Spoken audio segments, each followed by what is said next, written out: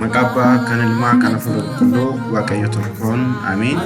Maatiiwwan waaqayyoon kan jaalatan waaqayyoon tolchee kan isin jaalatu waaqayyoon abbaan jaalalaa abbaan dhiifamaa yeroo kanaan guyyaa kanaan kan ga'ee maqaan isaa kan ulfaatamu haa ta'u. Ijoolleewwan waaqayyoo kan biyya alaas kan biyya keessaas jirtan kiristaanummaan walitti qabamnee gara mana waaqayyootti jaalalaan deemnu kamitti akka bareennu hundi keenya iyyuu namanna. Kiristaanonni uffata adii uffata ergamoonni waaqayyoo uffatan waa'ee hawwii mootummaa waaqayyoo itti yaadnu qabannee haala kanaan yoo argamnu hedduu wanta nama gammachiisudha. Waaqayyoon amantaa keenya keessatti nu haa jiraachisu.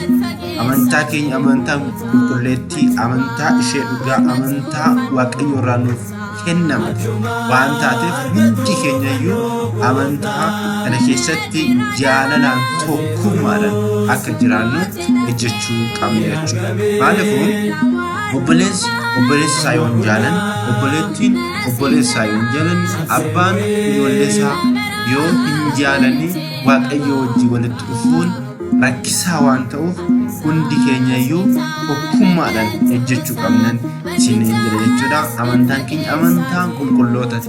Amantaa waaqayyo irraa nuuf kennamteedha. Maal jedha Ermiyaas boqonnaa 6 waaqayyoon akkana jedha. Karaara dhaabbadhaa ilaalaa karaa ishee jalqabaa bayeessa kan taate hordofaa fudhaa jedha. Asumatti immoo deebi'ee Efesoon boqonnaa 4 lakkoofsa irratti maal jedha amantaan tokko cuuphaan tokko nun jedha jechuudha. Kanaafiyyuu amantaan kun amantaa qulqulloota akka taate yaadannee gaabbiidhaan nissaa jechuudha waaqayyootti dhiyaachuu qabna jechuudha. Kanaafuu yeroo ammaa kana qorumsi baay'een mana amantaa keenya irratti mul'achaa jira. Kanaafuu hundi keenya iyyuu bakka jirutti tokkummaan haa ejjennu waaqayyoon kadhachuu qabna. Qorumsi hedduu mana amantaa irratti baay'achaa jira. Haala siyaasatiin wantoota garaagaraatiin walii qoqqooduun mul'achaa jira. Obboleewwan koo ilaalame kiristaanonni wajjin akkanatti deeman akkamitti bareedamee ilaalaa. Wanti siyaasaa keessa hin jiru iddoo baay'ee namatti tolaa jechuudha. Mootummaa waaqayyoon nama yaadachiisaa jechuudha. Kanaafiyyuu obboleewwan koo hundi keessaniyyuu ani akka obboleessa keessanitti wanti jiru maalidha?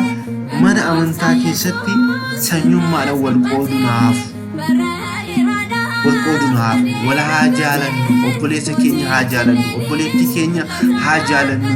Yeroo isaan waaqayyoon jidduu keenyatti argama wanta nuti barbaannu hundi isaatu waaqayyo irraa nuuf kennama waan ta'eef hundi keenya iyyuu ayyaana fannoo gooftaa keenya immoo wal taanee tokkummaadhaan jaalalaan wajjin ayyaana gooftaa keenyaa yoo kabanneedha waaqayyoon jidduu keenyatti. Kanaaf gooftaan keenya Kiristoos namas taatanii isaa olis taatanii maqaa kootiin yoo walitti qabamtan ani jidduu keessanitti argama jedhee jira. Kana immoo kan goonu yoo jaalalli yoo jiraatedha waan ta'eef hundi keenya iyyuu haala kanaan walitti haa qabnu jedha. Ayyaana gaariin isiniif haa jechuudha. Waaqayyoon abbaan jaalalaa hunda keenya wajjin haa ta'u. Hundi keessan iyyuu bakka jirtanitti tokkummaa mana kiristaanaatiif haa kadhannu. Hedduu baay'ee wanta nama gaddisiisudha. Wanti yeroo ammaa wanti mul'achaa jiru wanta nama gaddisiisudha jechuudha. Maaliif walii galteen hedduu mana kiristaanaa keessatti dhaabamee jira. Afaan irraan kan ka'e wantoota garaagaraatirraan kan ka'e jechuudha.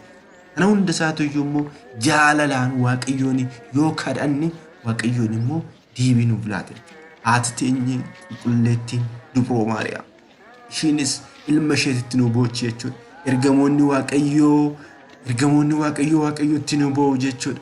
Kanaafiyyuu obboleewwan koo biyya keessas biyya alaas jirtan amantaa keenyaaf cimnee ejjechuu qabna. Qorumsi baay'ateera. Manni amantaa keenya iddoo garagaraatti amantoota garagaraatiinis haa ta'u yookiin warroota ilaalcha garagaraa qabaniin manni kiristaanaa ni gubachaa jirti. Amantoonni baay'een hin du'aa jiru. Kun immoo garuu tokkummaadhaan ta'uu qaba. Adda baanetii miti. An fakkeenyaaf hiriira kana yoo ilaaltan Amaaraa Kililii keessatti hiriirri ba'amaa jira. Oromiyaa keessatti immoo hin jiru. Maalidha kun? Waatu jira jechuudha. Rakkoo jidduu keessa jira. Kanaaf immoo Waaqayyoon jidduu keenyatti bulee hunda keenya wajjin akka ta'u Waaqayyoon immoo deebii akka nuuf laatu. Maaliifuu Waaqayyoon kadhadhaa jedhee jira. Yoo kadhanne Waaqa keenyarraa deebii hin dhabnu waan ta'eef obboleewwan koo hundi keenya iyyuu tokkummaadhaan mana kiristaanaa keenya cinaa haa ejjennu. Abboonni keenyas immoo murteedhaaf ariifachuu osoo hin taane abbummaadhaan ijoollee isaaniitti hiiqanii ijoollee isaanii akka kadhatan ijoollee isaaniitiif immoo Waaqayyotti akka boo'an hundi keenya iyyuu waan nurraa eegamu raawwachuu qabna waan ta'eef ayyaanni kun ayyaana gaarii isiniif akka ta'u hawwii kootii. Waaqayyoon abbaan dhiifamaa abbaan jaalalaa nus immoo wal taanee warroonni biyya alaas jirtanis biyya keessatti galtanii too Waaqayyoo keessan akka itti faarfattaniin hawwii kootii. Anis immoo warroonni biyya keessa jiru tokkummaadhaan mana amantaa keenya akka faarfannu Waaqayyoon abbaan jaalalaa nu wajjin haa ta'u. Godoliyaas.